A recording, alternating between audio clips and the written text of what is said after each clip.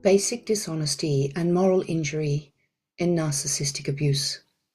Denial, lies, projection, fake personas, espoused values that don't match up with behaviors, organizational policies that don't tally with actual procedures.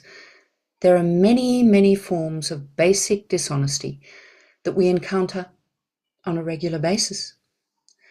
Some people approach things with honest intention, ethical behaviors, and core values or character strengths that place the value of honesty high on the list.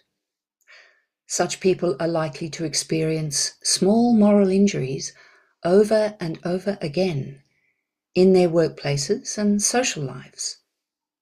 Honest people can end up on the receiving end of some pretty atrocious situations.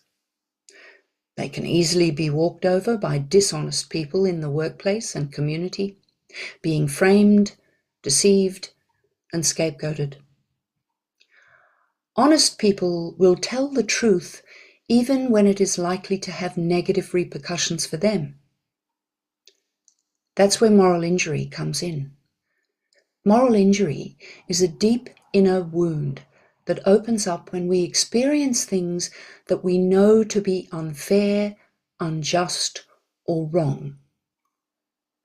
Betrayal trauma is a classic moral injury. In infidelity, for example, it is often not the fact of being cheated on that hurts us, but the dishonest cover-up. Why do people lie? Avoidance, projection, and denial are basic human strategies for avoiding pain.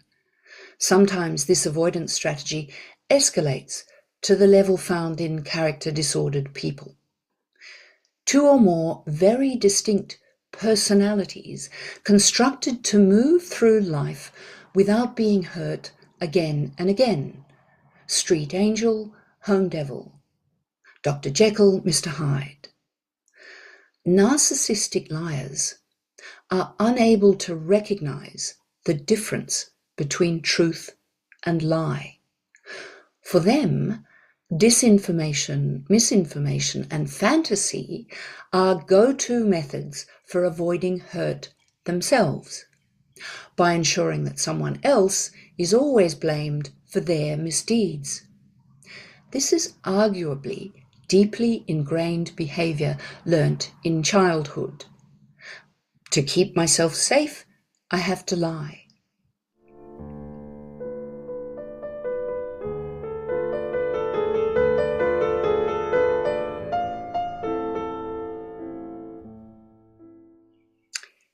Healing from the moral injury of wrongful blame.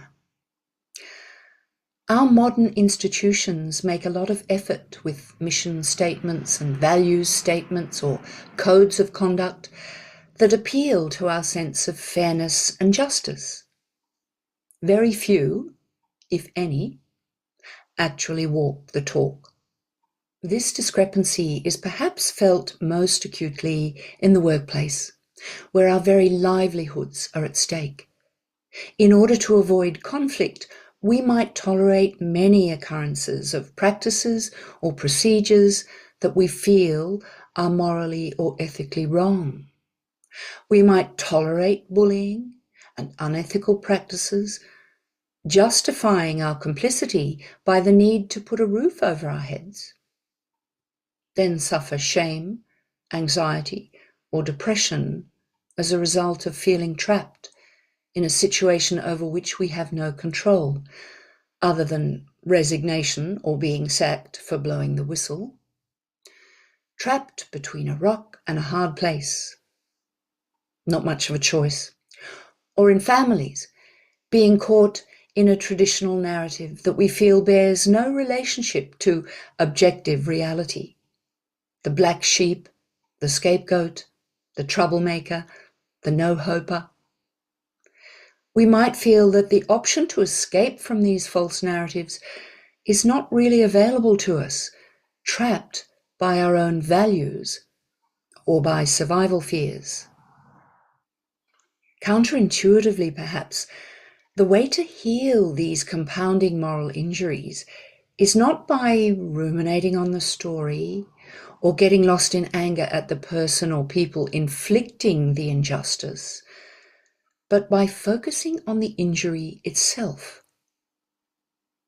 Training in mindful self-compassion helps us to let go of the story, notice where the pain of betrayal sits in our body, and tend to it with kindness, tenderness, and care. We can fail to recognize that we have a choice between using the carrot or the stick to get ourselves out of difficult situations. We have lots of training already in how to denigrate, chastise, criticize, and blame ourselves for the situations we find ourselves in. We learned this from our caregivers, teachers, sports coaches, and bosses.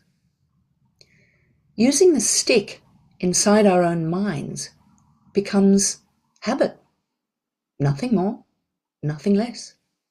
Just a habit that can be overcome and replaced with new habits, or if you prefer, new neural pathways.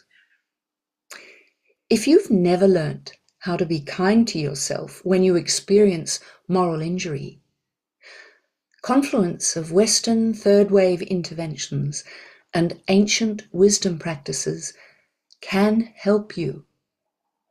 All it takes is curiosity, courage, and dedication to trying a new approach. Or if you like, acceptance and commitment.